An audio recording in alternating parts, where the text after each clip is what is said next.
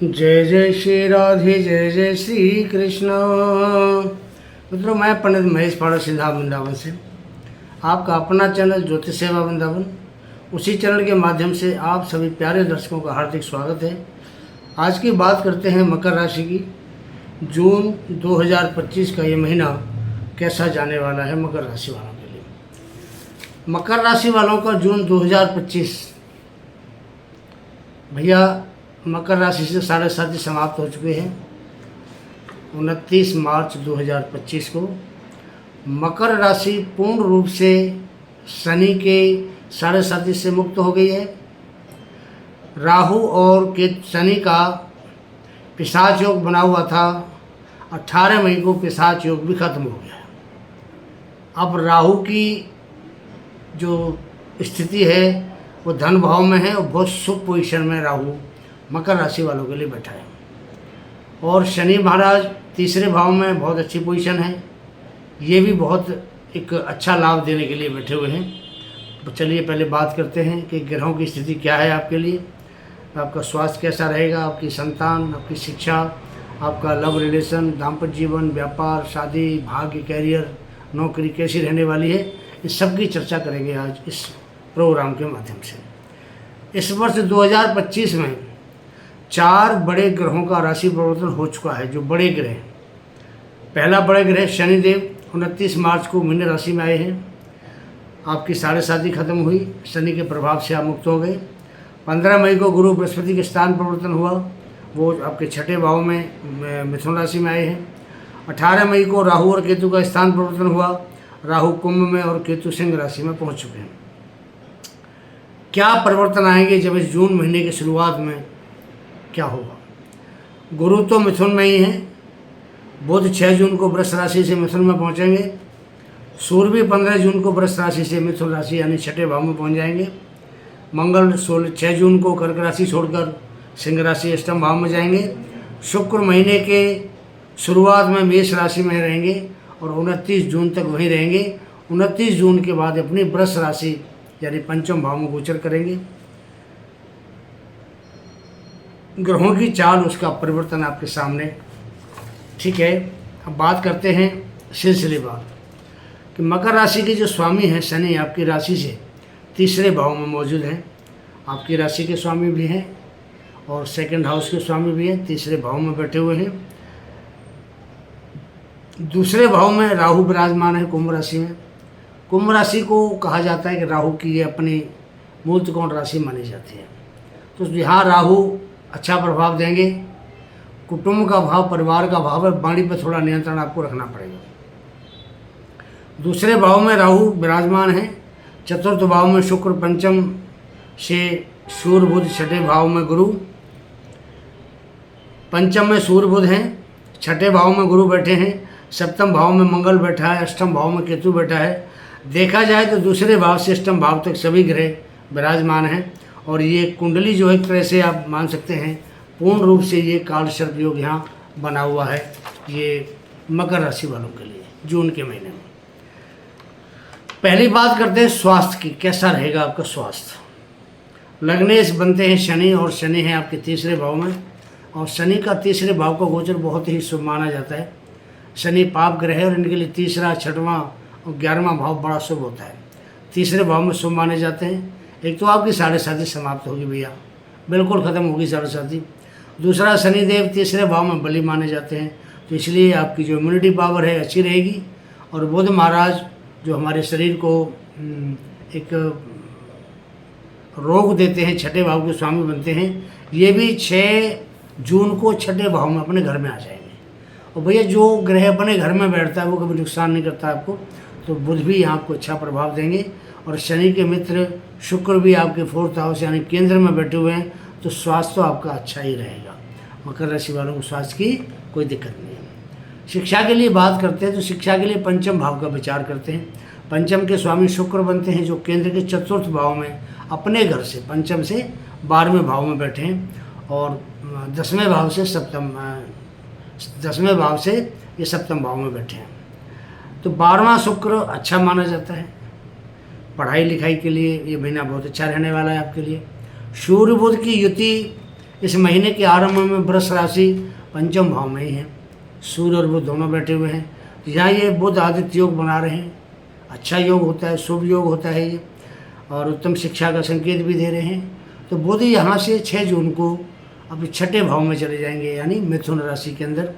तो कंपटीशन के मामले में आपकी विजय निश्चित है पूरा महीना। तो 6 तारीख से लेकर के आगामी ये 22-23 तारीख तक यहाँ रहेंगे।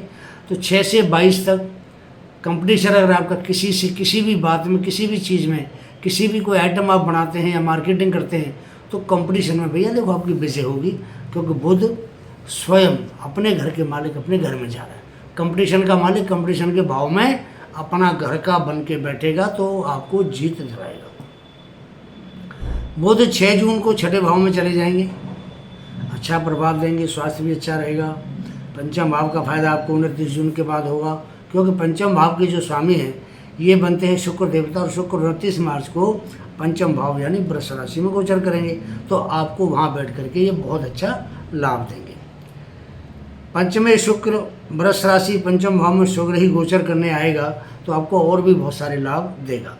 आपको पढ़ाई के लिए विदेश जाना है, या कोई परीक्षा या कोई इंटरव्यू की तैयारी करनी है, तो आप 29 जून तक इंतज़ार करें। जब शुक्र पंचम में आएंगे तो उत्तम समय कह सकते हैं, अच्छा समय कह सकते हैं इसको 29 जून के बाद में।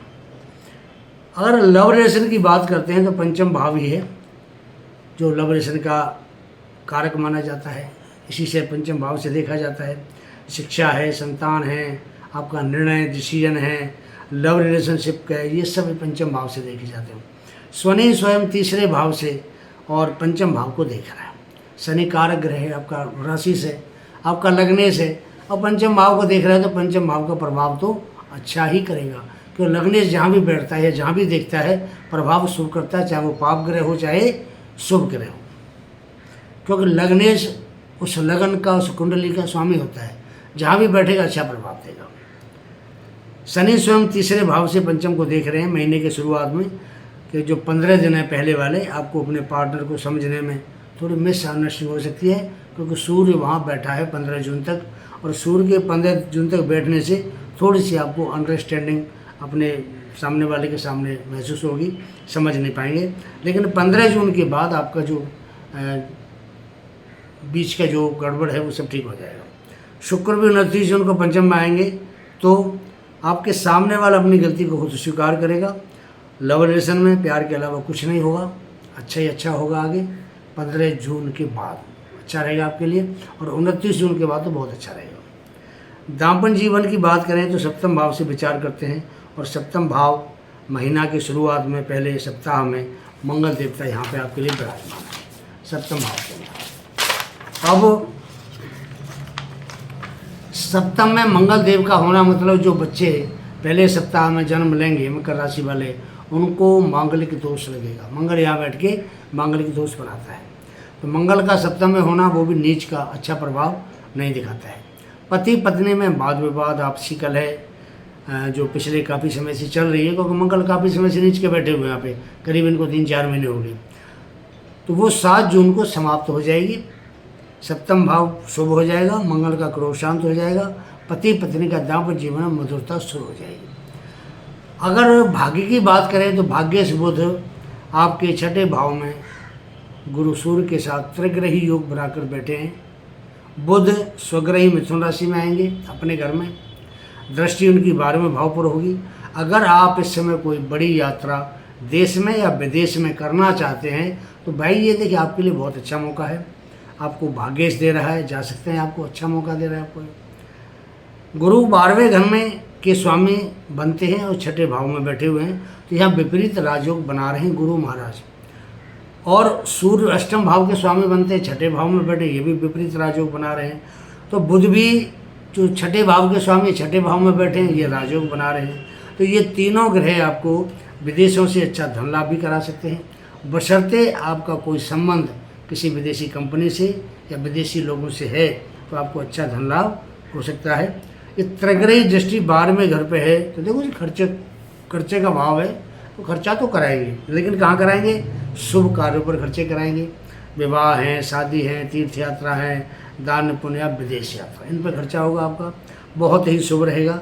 15 जून से आगे का समय आपके लिए अच्छा रहेगा। आप बड़े भाग्यवान होंगे। 15 जून के बाद भाग्य आपका साथ देगा, नए काम बनेंगे, कार्य क्षेत्र का विस्तार होगा, ऋण रोग शत्रु पर विजय प्राप्त होगी, शत्रु हंता योग आपके लिए यहाँ बनने जा रहा है।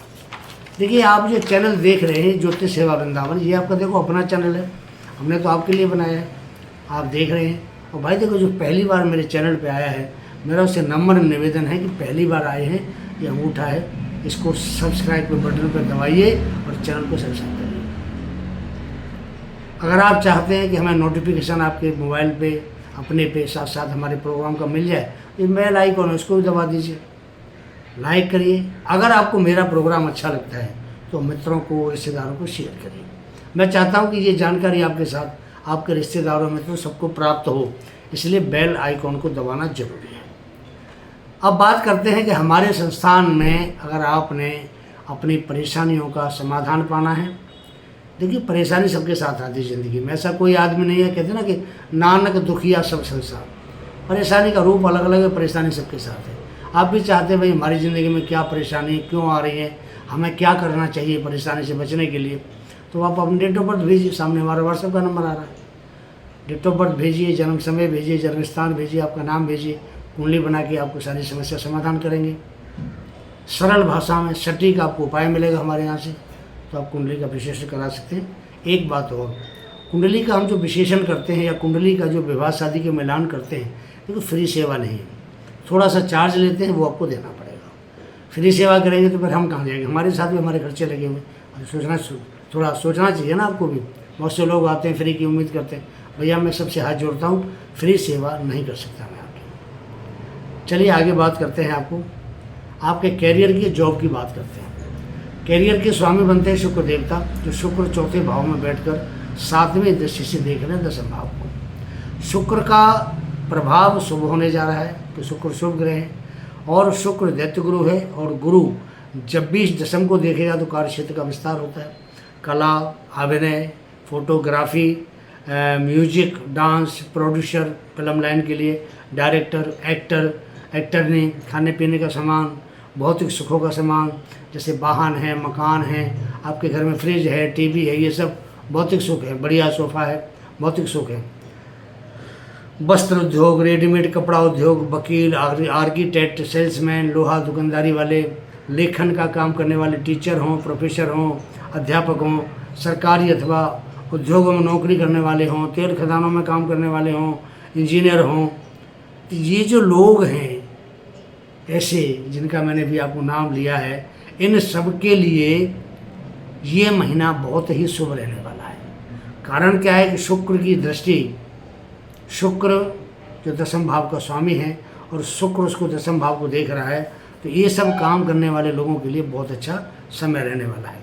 जॉबलेस जो जातक हैं, इनके पास जॉब नहीं है, ऐसे लोगों के लिए महीना बहुत शुभ रहने वाला है।